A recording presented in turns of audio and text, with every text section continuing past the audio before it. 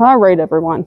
So I'm back here with Tyrone here, Ty, and the next one I'm going to go over, the next yield I'm going to go over is the hindquarter yield. I am going to look for him. All right, let's get you in the right body position here. What I'm going to be looking for is for this inside foot here, the one closest to me, to cross over in front of the other one here, just like he's doing right now. So that's what I'm going to be asking of him to do, and I'm going to be looking for that to cross in front. It is important that it is crossing in front of it and not behind it, because if he's crossing behind it, it's telling me that he's not comfortable enough to lower his guard with me to fully disengage his hindquarters. Because if his foot is behind when he crosses over, he can still take off running and not, like if he were to get scared of something, it's in his like defense mechanism that he could still take off running and not trip himself and not be fully disengaged, where if he crosses in front of him, he's going to trip over his other leg if he were to take off. So that's why it's called like disengagement, and why we're looking for that foot to cross in front and not behind. A lot of times they will do it where they will cross in front for the most part, but sometimes there are those few horses, and it's probably going to be more of like the ones that are uneasy, or maybe like more of like the Mustang ones or something that is a little on edge and uncomfortable, that they're going to be less likely to want to cross over in front. So just be aware of what you're looking for and make sure they're doing it correctly. And if they do it wrong, just keep asking for it until they do it right, and then once you get one step, go ahead and stop and reward them, and then continue to build from there. So if I'm asking him to go ahead and do this, and if I wanted to disengage his hindquarters, what I'm going to do is I'm going to have my body. All right, Ty, let's go over here. I'm going to turn you around. So good boy. All right. So I'm going to get him so you can kind of see here. So what I'm going to do is I'm going to have my body face or stand kind of by his shoulder. And if I were to take my rope here and have it act as if it's a rein, if I was sitting on his back in the saddle here, and this is my rein here as I'm riding him, if I were to take this rein, kind of shorten it up, pull it out to the outside, I want this to connect to the outside right foot. Okay. So you see here how I pick this up, and that outside right foot steps to the outside. I want this rein to connect to that right rear foot. Okay. So whether or not he just takes one step to the outside initially, all I'm trying to do is connect that right rein or that right rear foot to this rein. Eventually we'll get it where if I keep asking for this, he'll do the full disengagement here and step up in front of them. And so that is what I'm going to head and look for. So this is what I was talking about with stepping in front here or behind there. I want him to step in front though. So this is telling me that I need to get him to have a little bit of forward motion as I'm asking him to do this. So that's telling me that my body's telling him to back up when it needs to be getting him to move forward a little bit. So I want his front feet going forward maybe a little bit here. And whether his front feet move in a little circle like that, I would rather them move in a little circle than to stand completely still. Because if he gets where he stands completely still, he's going to get locked up and they can get froze up. And when you're going to start them under saddle, they can get where they get kind of locked up in front. And when a horse gets their feet kind of froze up and stuff, it's never a good feeling on their back, because if that happens, they can sometimes just blow up and without warning signs, I guess you'd say. And so they get locked up, and then you can just feel them getting like all tense and stuff, and you just don't know when the explosion's going to happen, but that there most likely is going to be one.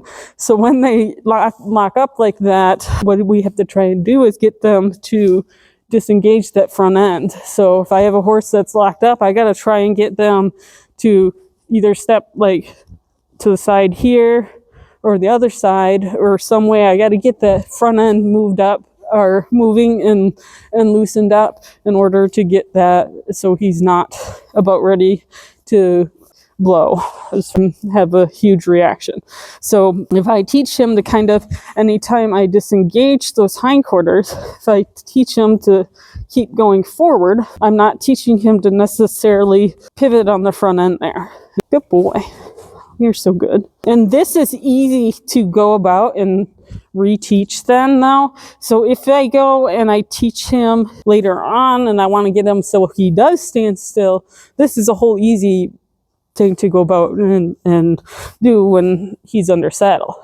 But I would much rather have it where I stay safe and him walk in a small circle in the front and then go back and fix it a little bit when he's under saddle and not going to throw a big fit and explode and buck me off or anything like that. I would much rather do that than have it where I just taught him to just pivot on the front end first, and so he just automatically thinks that's what I'm asking him to do. I want him to know that it's okay for him to move forward, but still I want him to go ahead and yield the hindquarters there. So here he's thinking I'm asking him to flex, which is fine if he does. Good boy, Ty. I know, but I'm not asking you to flex. So if this is what happens with your horse and he tries to flex for you and it's not what you're asking of them to do, I'm just going to sit here and I'm just going to continue to ask with this rope here. I'm going to continue to ask him to step that leg to the outside. So here he's there, he's fully disengaged there. But yep, I'm just getting the reins from each side to connect to the opposite rear foot.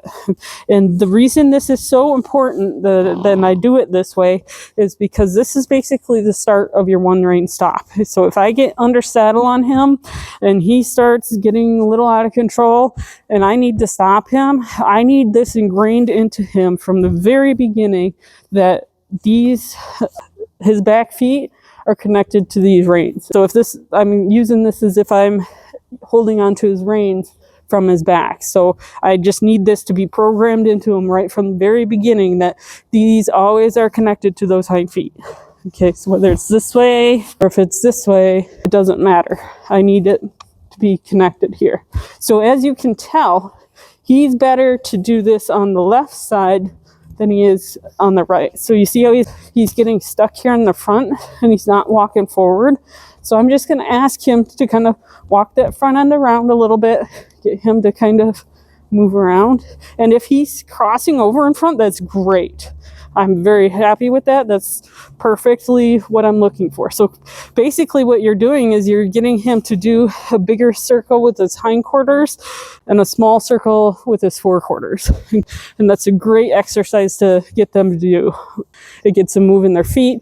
We're earning respect by doing this. It's getting them to connect those back feet to the reins. So if he were to freak out under saddle and start to take off, I can reach down, disengage that hind foot and get him to step out. And make sure when you do your one rein stops too, don't just pull the head around and hold it.